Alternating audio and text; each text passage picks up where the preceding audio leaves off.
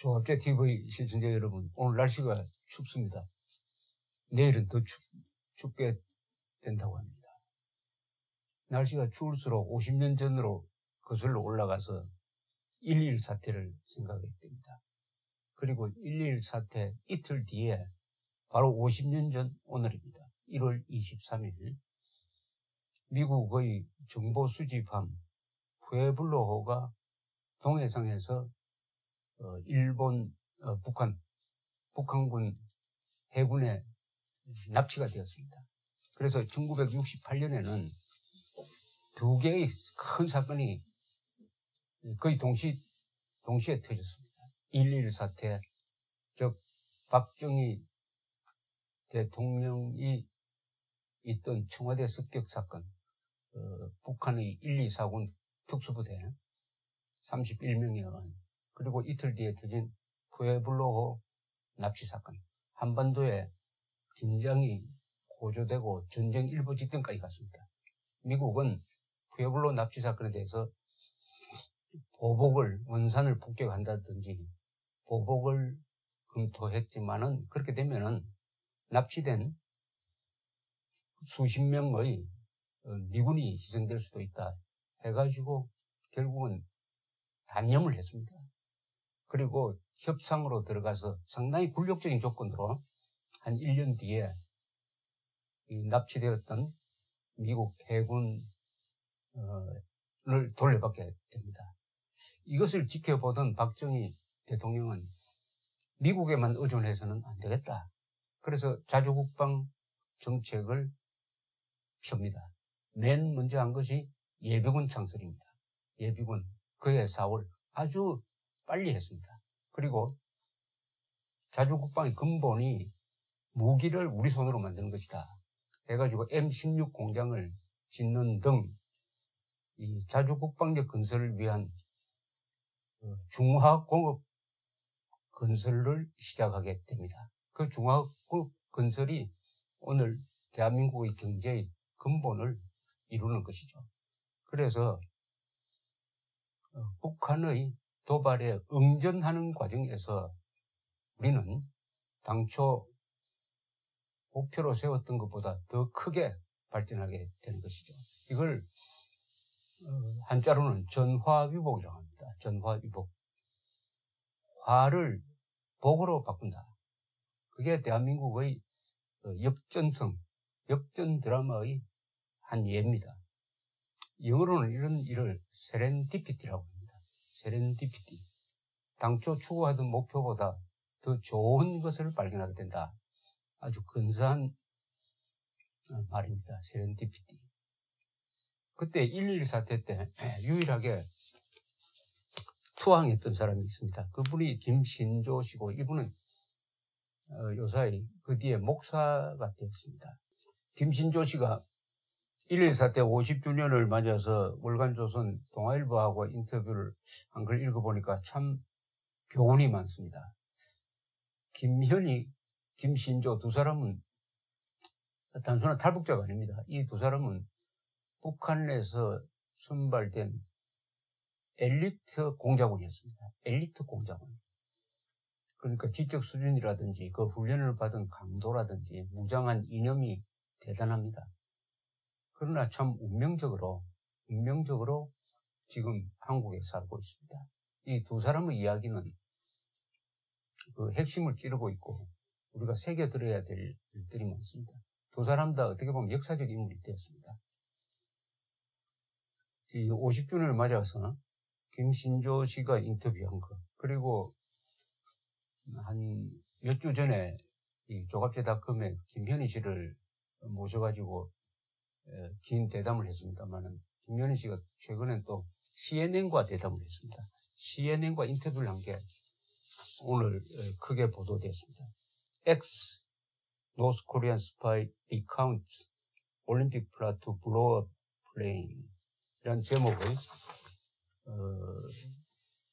이런 요약문이 나와 있습니다. 이 CNN과의 인터뷰에서 김현희 씨는 평창 올림픽을 선전장으로 만드는 북한에 대해서 경고를 합니다. 북한은 변하지 않았다. 사과도 책임도 지지 않는 집단이다. 테러를 하고도. 한국을 이용해가지고 위기에서 벗어나려고 한다. 목적을 위해서 친척도 죽이고 부하도 죽이는 집단이다. 속지 않아야 된다. 변한 건 없다. 북한이 변한 건 없다. 이렇게 강조를 하는데 이 김신조 씨도 월간조선하고 그리고 동아일보하고 인터뷰한 내용에서 똑같은 주장을 합니다. 북한은 변한 게 없다. 북한은 변한 게 없다. 북한은 변한 것이 없다. 북한의 속성은 50년 전이나 지금이나 변한 것이 하나도 없다. 북한은 변하지 않았는데 북한을 바라보는 한국 사람들의 생각만 너무 많이 바뀌었다. 이게 김신조 씨의 이야기입니다. 그 동아일보 기자가 이렇게 물었습니다. 우리 국민의 안보 의식이 달라졌다고 생각하나? 이렇게 물으니까 대답이 180도 바뀌었다. 사고방식이 완전히 달라졌다. 당시에는 6.25를 직접 겪었던 사람들이 많았고 늘 북한의 위협과 도발 속에서 살았다. 그런 고난 속에서 나라를 지켰고 한국이 여기까지 왔다. 요즘 사람들은 그걸 모른다. 북한 정권에 대해 적개심이 없다. 오히려 북한에 동조하는 사람들만 늘고 있다. 북한은 바뀐 게 하나도 없다. 이렇게 또 한 번 더 강조를 하더니 이제 시대가 바뀌어서 예전처럼 적화통일이란 말을 쓰지 않을 뿐이다. 북한이 그렇다는 이야기입니다.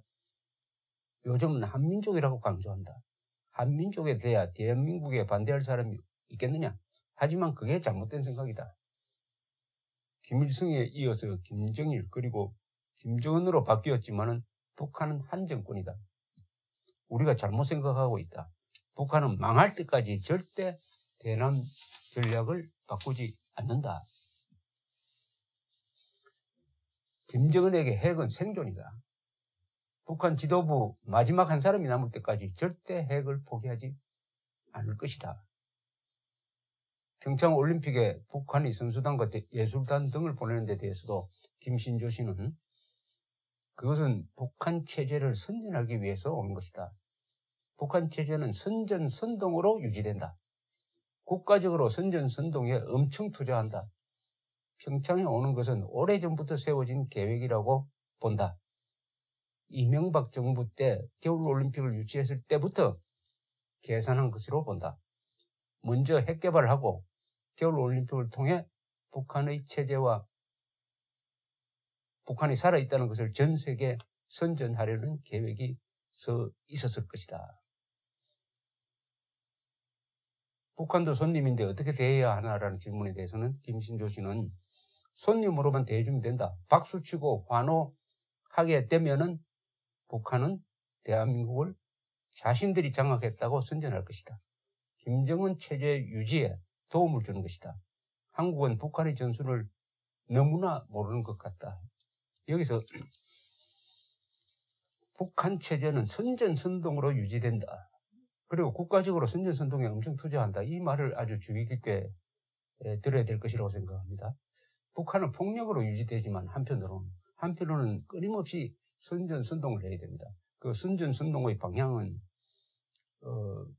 미제의 압박으로 전쟁 일보 직전이다. 그러니까 우리는 참아야 한다. 또 하나는 북한 노동당 정권이 한민족의 챔피언이다. 우리를 지지하는 남조선의 인민들이 많이 있다. 이 두 가지를 목표로 하는 것이죠. 그러니까 북한 정권이 민족사의 정통성을 가진 챔피언이다. 그 챔피언이 한민족 전체를 대표해가지고 미제국주의와 대결하고 있다. 이런 대의명분이 있으니까 우리가 어려운 것을 참아야 된다. 이런 선전선동에 남한이 지금 놀아나고 있습니다. 지금 북한 매체는 북한 주민들한테 얼마나 신나게 선전선동하겠습니까? 현송월이라는 여자 하나 왔다고 해가지고 온 언론이 떠들고 기자들이 몰려다니면서 한마디 한마디를 중계방송하듯이 보도하니까 그것을 북한 주민들한테 선전하기는 참 좋을 것입니다. 이게 결국 북한 정권을 강화시켜준다는 거죠. 그동안에 북한 속으로 뭐 풍선을 보낸다든지 라디오를 보낸다든지 하고 해가지고 진실을 전해주려는 노력을 많이 했습니다. 그런데 이런 선전선동이 한번 나오면은 그런 노력이 물거품이 될 수도 있습니다. 그러니까 북한 팀에 환호하고 박수치지 마라. 손님 정도로만 대해라. 뭐 그렇다고 야유할 필요는 없겠지만 이렇게 주문을 하고 있습니다. 이 김신조 씨의 이야기 중에서 좀 가슴이 찡한 대목이 나옵니다. 기자가, 월간조선 기자가 김신조 목사에게 있어서 대한민국은 어떤 나라였습니까? 이렇게 물었습니다. 김신조 씨가 이렇게 대답을 했습니다. 나 하나 살아가지고 식구가 10명이나 됐어요. 내 외손자가 대학교 3학년이고 벌써 다 컸어요. 어려운 점도 많았지만 이 나라 자유민주국가니까 내가 이렇게 살 수 있었어요. 그때 박정희 대통령 죽이려고 왔다고 해서 딱 나쁜 놈이 됐지만 그 후에 50년 동안 내가 지저분한 거 뭐 있었습니까? 대한민국 위에 죽을 때까지 자유민주주의 지켜야 되겠다. 나는 그거 하나로 한 길로 걸어왔어요. 나는 지금 죽어도 부끄럽지 않아요. 떳떳하게 죽습니다. 김정은이의 핵이 무서운 게 아니고 친북 빨갱이가 무서운 게 아니요. 그들에게 공격받고 죽는 것이 두렵지 않습니다. 다만 더 일하고 싶고 우리나라 더 잘 되는 거 보고 싶다 이겁니다. 어른들이 이 나라를 어떻게 만들어 왔는데 지금 어디로 가려고 하는지 모르겠어요. 더 이상 안보를 가지고 논쟁을 하거나 이용해서는 안 됩니다. 이 이야기를 청와대로 누가 좀 정리를 해가지고 보내주셨으면 참 좋겠습니다. 얼마나 감동적인 이야기입니까? 박정희를 죽이러 온 박정희의 목을 따겠다고 텔레비전을 붙들린 후에 텔레비전을 통해서 박정희 목을 따러 왔습니다라고 이야기했습니다. 김신조가. 그렇게 사상무장이 철저히 됐던 사람이 이제는 저보다도 오히려 더 강한 반공자유민주주의 투사가 되어 있습니다. 왜 이렇게 변했겠습니까? 바로 대한민국의 이 체제죠. 이 체제 속에서 혼자 왔지만은 벌써 가족이 10명이나 되었다는 거 아닙니까? 10명이 되고 또 다 자식들 다 잘 되고. 그러니까 이제는 자유민주주의 지키기 위해서 목숨을 바치겠다.